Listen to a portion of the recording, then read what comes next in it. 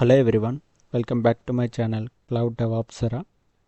In today's video, I'll show you how to host a static React based application on AWS using services like S3, CloudFront, Route 53 and AWS Certificate Manager to deliver your application securely over HTTPS protocol with your own custom domain.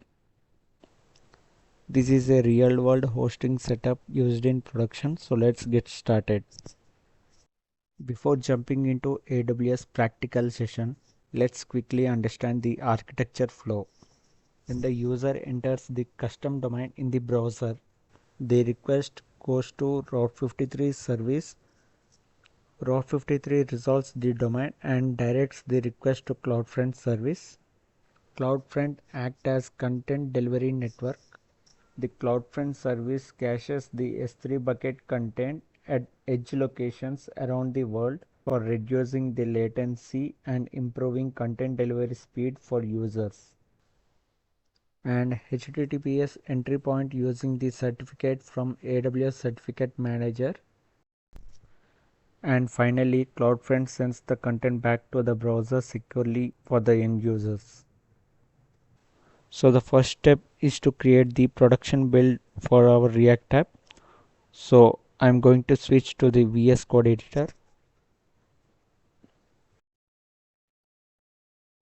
Here we can see we don't have any build folder.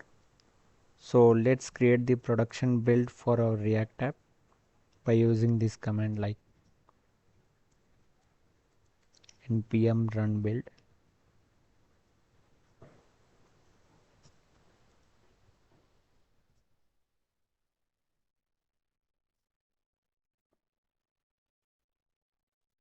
Here we can see build folder is got created.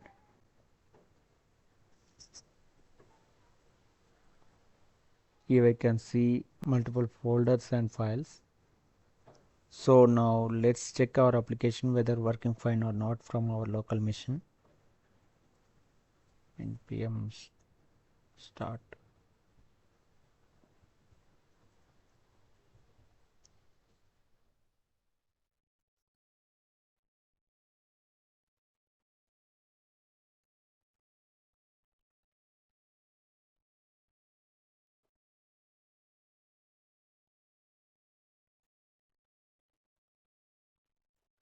Here we can see our application is working fine from our local machine.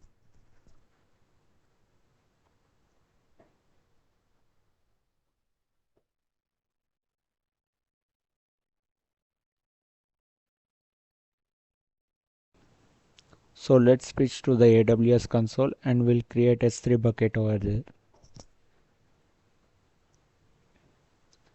So before going to create S3 bucket, let's discuss some basic concepts related to S3. S3 is a service that is provided by AWS Cloud. Here S3 stands for Simple Storage Service. Here we can see some rules and policies. S3 bucket names should be globally unique. We can create S3 bucket at regional level. In S3 bucket, we can store multiple objects and one object of size should not be more than 5 TB. Here we can see we can store different types of objects like document, text files, images, videos and audio files, application files and code, backups and archives, static web hosting content, infrastructure and configuration files like Terraform state files, etc. Here we can see we have comparison table for S3 storage classes. Here we can see we have standard storage class. It is used for frequent access and this storage class costs highest price as compared to the other storage classes. And this standard storage class is ideal for active data and websites. And coming to the second storage class, standard IA. Here IA stands for infrequent access. This standard infrequent access is designed for long-lived, less frequently accessed data that requires rapid access when needed. It offers high durability and availability at a lower storage cost than S3 standard with a retrieval fee. It is ideal for backups and disaster recovery data. Coming to the S3 one zone infrequent access storage class. It is also used for infrequent access, and it is similar to S3 standard IA but stores data in single availability zone, and it is ideal for non-critical and recreatable data. Coming to the next storage class, S3 Glacier Instant. This storage class is used very rarely. This is an archive storage class for long-lived data that is rarely accessed but needs retrieval in milliseconds. It offers balance of low cost and quick retrieval times. Coming to the next storage class, Glacier Flexible. This storage class is optimized for data archiving where retrieval times for minutes to hours are acceptable. It offers lower cost than S3 Glacier instant retrieval and flexible retrieval options. And coming to the S3 Glacier Deep Archive storage class. Coming to the last storage class, that is intelligent tiering. It is mainly suitable for data with unknown or varying access patterns. So this is all about different S3 storage classes. So coming to the pricing and costing section. Here we can see S3 storage class is at first position, that is costing high price. Second storage class, S3 standard infrequent access. On S3 intelligent tiering, S3 one zone infrequent access, Glacier instant retrieval, Glacier flexible retrieval, Glacier deep archive. Based on our requirement, we can select particular storage class by keeping key factors into considerations like access frequency, performance, cost, data durability, and availability. So now let's go to AWS console and create an S3 bucket over there. I am in my AWS console. Now let's go to S3 service. Search here as S3. Click on S3. So here we can see we don't have any buckets as of now. So let's create a new bucket. Click on create bucket. Our bucket name should be globally unique. So I'm using my domain name as my bucket name.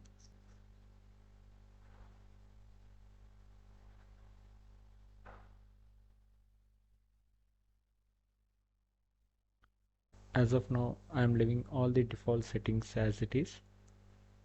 So let's click on create bucket. Our bucket was created successfully. So click on CloudDevOps.fun.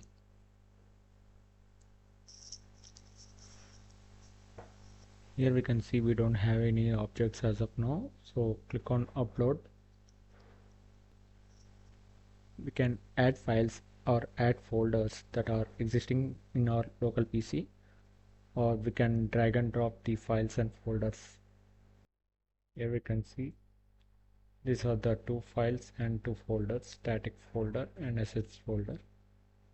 Now I'm going to upload these two files and these two folders to my S3 bucket.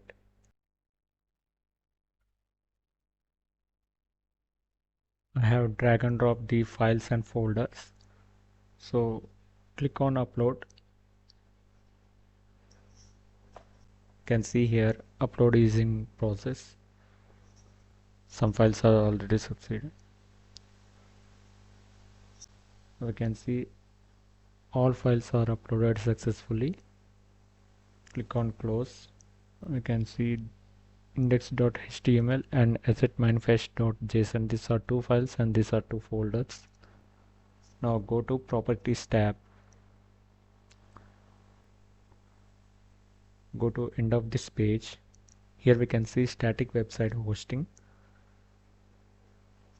At present it is disabled. Now we have to enable it. Click on enable. Click on host a static website. We have to provide here index.html. Now we have to specify the default page of the website, that is index.html.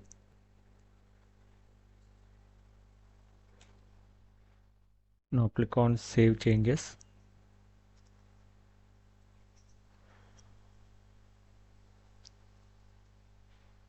Now go to Permissions tab. You can see here we have blocked all the public access. Now we have to edit this. Unselect this checkbox. By unchecking this checkbox, we are allowing the public access. Click on Save Changes. So this warning message is about you are allowing the public access to the S3 bucket. Click on Confirm. So now here we have to provide the bucket policy to access our S3 bucket. Click on Edit. Click on Policy Generator. Here type of policy we have to select S3 bucket policy. We have different policies as well. For now I'm going with S3 bucket policy as I am hosting my application from S3 bucket. Here we can provide star. By providing star, we are telling that we want to access all the content that is there inside the S3 bucket. Coming to the actions section, we have to choose get object. Click on get object. Based on our requirement, we can select multiple actions. As of now, I'm going with one particular action type like get object. Now we have to provide ARN here. Here we can see this is the our bucket ARN.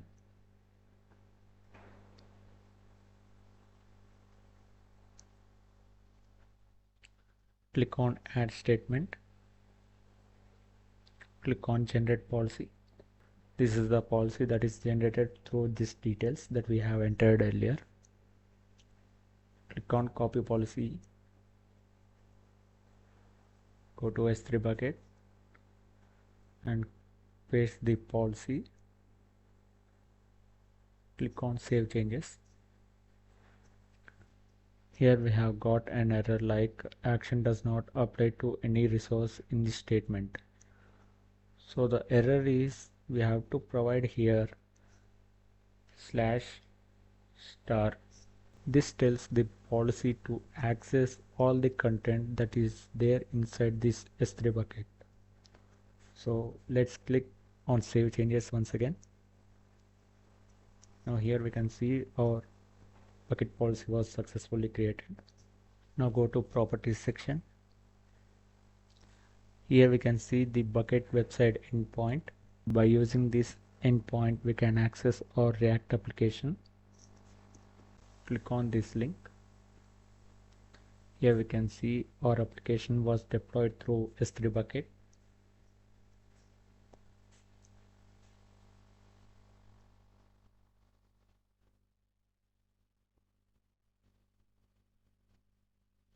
Here we can see our application is not secure.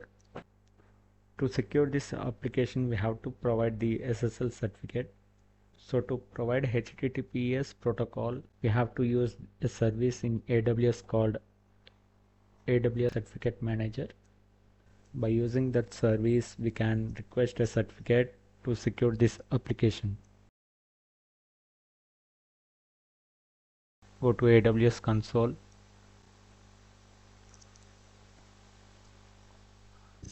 Search Certificate Manager. Click on Certificate Manager.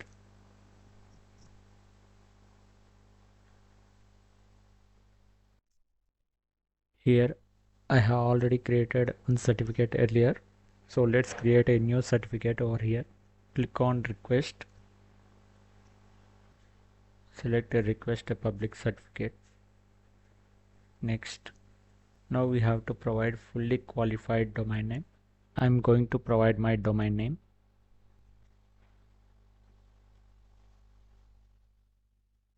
Scroll down. Keep the default settings as it is. click on request. Here we can see our certificate status is still in pending validation. So meanwhile, let's go to Route 53 service and create a CNAME record over there. Search Route 53.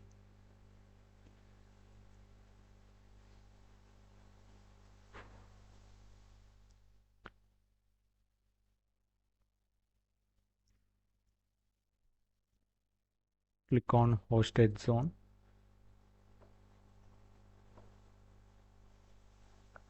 These are the two default records that are already created while I am created my hosted zone. I have updated this name servers that is provided by Route 53 to the hostinger domain. So the hostinger domain will send the request to the AWS Route 53 through the name servers. Let's click on create a new record. Here we can see CNAME record is used to route traffic to another domain name and to some AWS resources. So select this. Here we have to provide this subdomain. So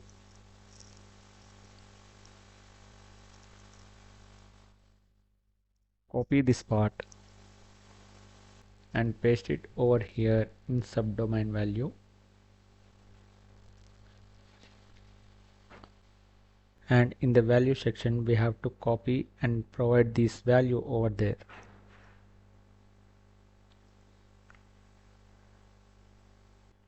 So make sure you are not doing any typo mistakes over here while copying and pasting.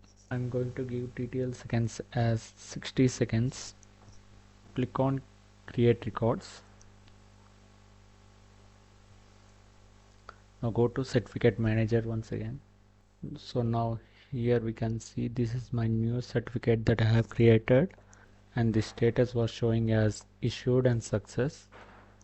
So till now we have created S3 buckets and imported objects, and we have accessed our application through S3 bucket endpoint, and we have created certificate manager, and we have attached CNAME record to the Route 53. So now we left with CloudFront distribution creation. So let's go to AWS console and create CloudFront distribution over there. Search CloudFront.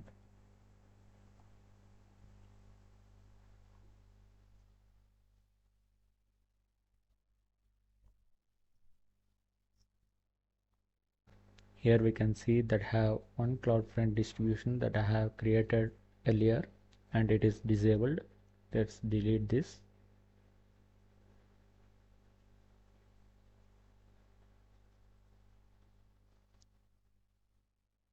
So now let's create a new distribution over here. So we have to provide the distribution name. I'm going with CFD.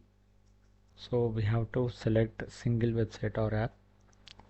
Now coming to the custom domain section, we have to provide our domain name. We can also check the domain by clicking check domain. Here we can see domain managed by Route 53 as response. So click on next. As we are deploying our website through S3 bucket, I am selecting Amazon S3. So now here click on browse S3. Select this CloudDevOps server.fun bucket. Click on choose. This is the warning message to use the S3 bucket endpoint. So click on use website endpoint. Now coming to the settings section, we can go with the recommend origin settings and recommend cache settings. Click on next. So for now I'm not going with the web application firewall security. So click on do not enable security protections. Click on next. So we have to select the particular certificate that we have created earlier. So go to Certificate Manager. Here we can see BFD 43670.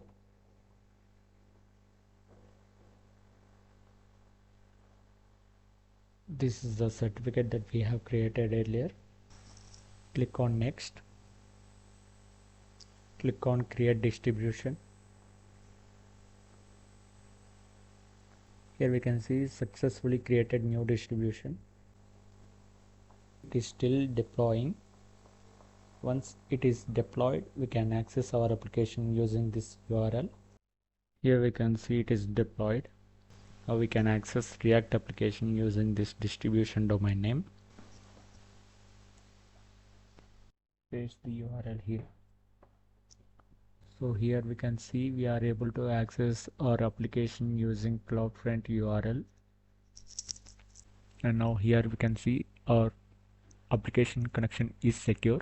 So now we have to update CloudFront distribution URL to the Route 53 service. So let's create a record in Route 53.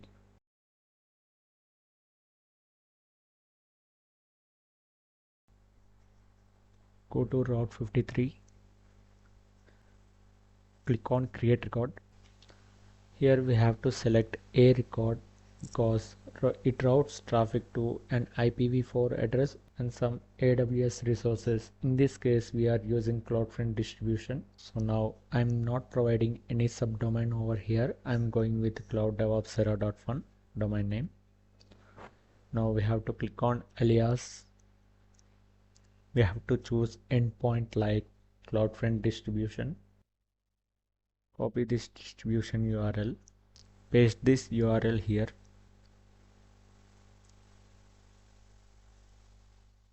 Click on create records. Here we can see a name record was created successfully. So now here we can access our application using this record name. Copy this record name.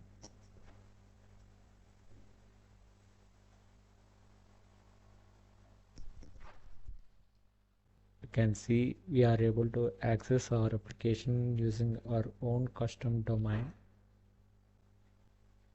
with secure connection.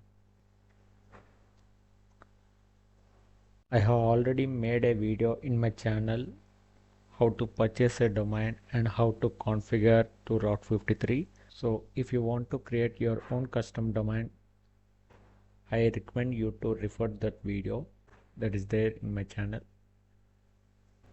So this is all about deploying React based application through S3 bucket securely using AWS Certificate Manager using CloudFront distribution with our own custom domain. Once you are completed with your practical session, make sure you are deleting all the resources that you have created for practice, or else you will get charged. Thanks for watching.